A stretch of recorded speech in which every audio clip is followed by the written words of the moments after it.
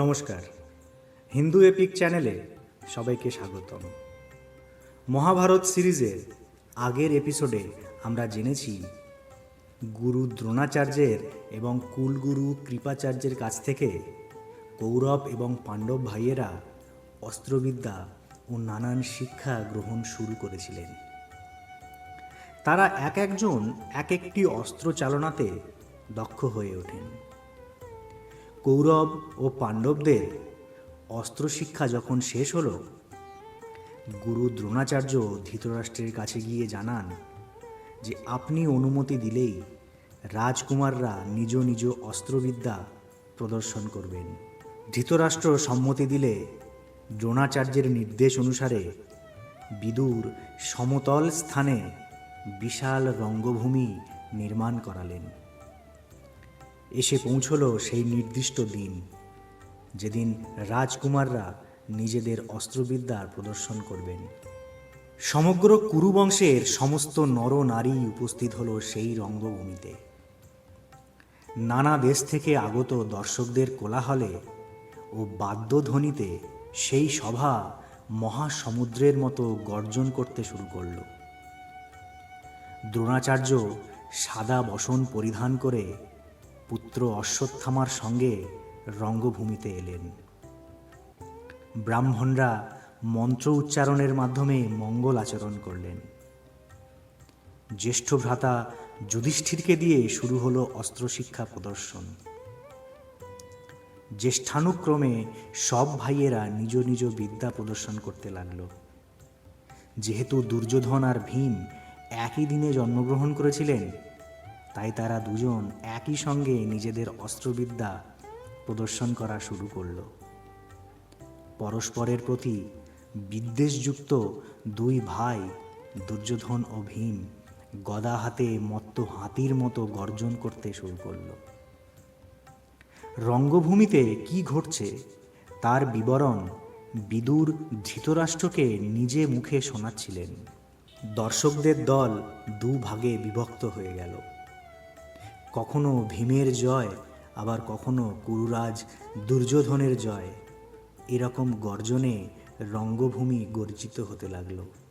গুরু দ্রোণাচার্য ক্রোধের পরিস্থিতি আঁচ করতে পেরে পুত্র অশ্বত্থামাকে বললেন, দুজনকে গিয়ে থামাও, না হলে প্রদর্শনী ভূমি যুদ্ধভূমিতে পরিণত হবে।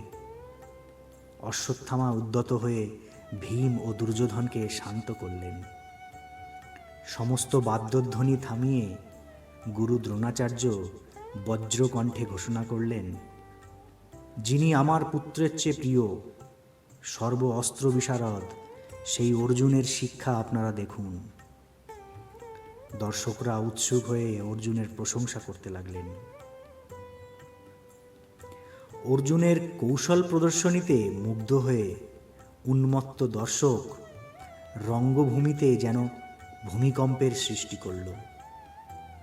অর্জুনের কৌশল প্রদর্শন যখন প্রায় শেষ হয়ে এসেছে, তখন হঠাৎ বজ্রধ্বনির মতো শব্দ শোনা গেল। দর্শকরা অবাক হয়ে দরজার দিকে তাকাতেই দেখলেন কবচ কুণ্ডল ধারণকারী মহাবিক্রমশালী কর্ণ পর্বতের মতো রঙ্গভূমিতে প্রবেশ করছে। রঙ্গভূমিতে এসে কর্ণ গুরু দ্রোণাচার্য ও কৃপাচার্যকে প্রণাম করলেন, কিন্তু জন্ম থেকেই অহংকারী হওয়ায় গুরুদের প্রতি তেমন সম্মান তিনি প্রদর্শন করলেন না। কর্ণ বা অর্জুন তারা কেউই জানতেন না যে তাদের দুজনেরই জন্মদাত্রী মাতা হল কুন্তী। অর্জুন যে তার ভাই তা না জেনেই কর্ণ প্রতিদ্বন্দ্বিতা বশত অর্জুন আগে যা দেখিয়েছেন সেই সমস্ত বিদ্যা প্রদর্শন করলেন। পাণ্ডবদের সঙ্গে প্রতিদ্বন্দ্বিতা করছে দেখে দুর্যোধন সময় নষ্ট না করে কর্ণকে জড়িয়ে ধরে বললেন, হে মহাবাহু, তোমাকে কুরুরাজ্যে স্বাগতম। এভাবে দুর্যোধন অর্থাৎ কৌরব ভাইদের সঙ্গে কর্ণের মিত্রতা হল। অর্জুন কর্ণের এই প্রভাব দেখে অপমানিত বোধ করলেন। অর্জুন ও কর্ণের মধ্যে বাকযুদ্ধ শুরু হলো। কর্ণ বললেন, এই রঙ্গভূমিতে সকলেরই আসবার অধিকার আছে। দুর্বলের মতো শুধু নিন্দা করছো কেন? ক্ষমতা থাকলে আমাকে তোমার তীর ধনুক দিয়ে আঘাত করো।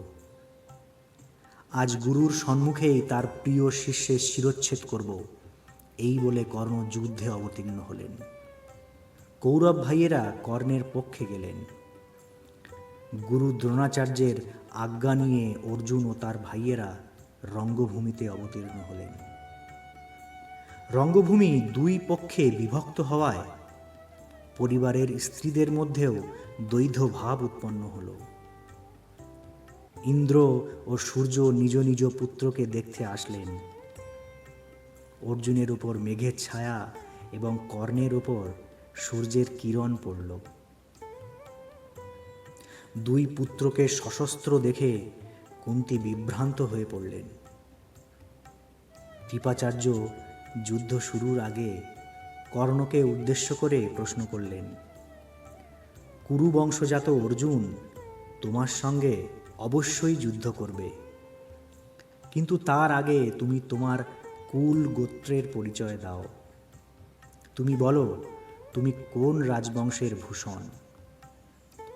তোমার পরিচয় পেলেই অর্জুন যুদ্ধ করা বা না করা স্থির করবেন। কারণ রাজপুত্ররা তুচ্ছ কুলশীল প্রতিদ্বন্দ্বীর সঙ্গে যুদ্ধ করে না। কৃপাচার্যের কথা শুনে কর্ণ ভেজা পদ্মের মতো লজ্জায় মাথা নত করে দাঁড়িয়ে রইলেন।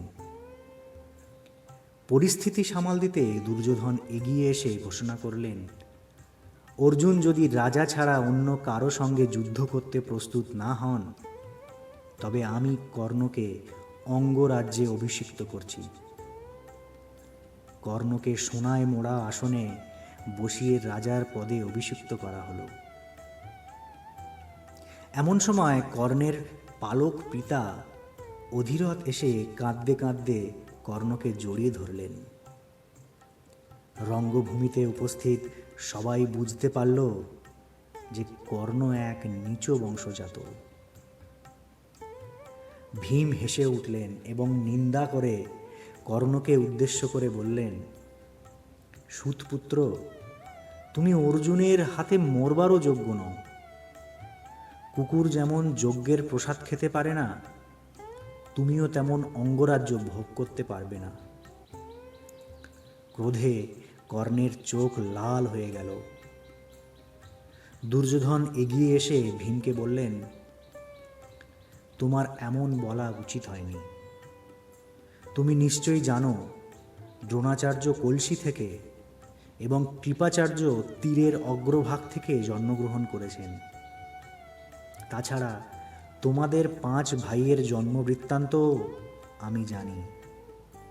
তোমাদের 5 ভাইয়ের মাতা এক, কিন্তু তোমাদের 5 ভাইয়ের পিতা ভিন্ন ভিন্ন। তাই তোমার মুখে এসব কথা শোভা পায় না। জন্ম থেকেই কবচ কুণ্ডলধারী সর্বলক্ষণযুক্ত কর্ণ কখনোই নীচ বংশে জন্মাতে পারে না, এ আমার দৃঢ় বিশ্বাস। কেবল অঙ্গরাজ্য না, সমস্ত পৃথিবীর রাজা হওয়ার যোগ্য এই কর্ণ। যারা আমার এই বিশ্বাসকে মানতে অপ্রস্তুত, তারা আমার সঙ্গে যুদ্ধের জন্য প্রস্তুত হোক। দৈবক্রমে এই সময় সূর্যাস্ত হল। দুর্যোধন কর্ণের হাত ধরে রঙ্গভূমি থেকে রাজভবনে নিয়ে এলেন। কর্ণ অঙ্গরাজ্য পেয়েছেন দেখে কুন্তী মনে মনে আনন্দিত হলেন। প্রকাশ করতে না পারলেও যুধিষ্ঠির এবং আরও অন্যান্য বুদ্ধিজীবীদের মনে এই বিশ্বাস জন্মালো যে কর্ণের তুল্য ধনুর্ধর এই পৃথিবীতে আর নেই। তো বন্ধুরা, এই ছিল কর্ণের রাজ্যাভিষেকের কাহিনী। ভিডিওটি ভালো লেগে থাকলে লাইক, কমেন্ট ও শেয়ার করে অন্যকে জানার সুযোগ করে দেবেন। আর চ্যানেলে নতুন হলে অবশ্যই সাবস্ক্রাইব করতে ভুলবেন না। দেখা হবে পরের ভিডিওতে। ধন্যবাদ।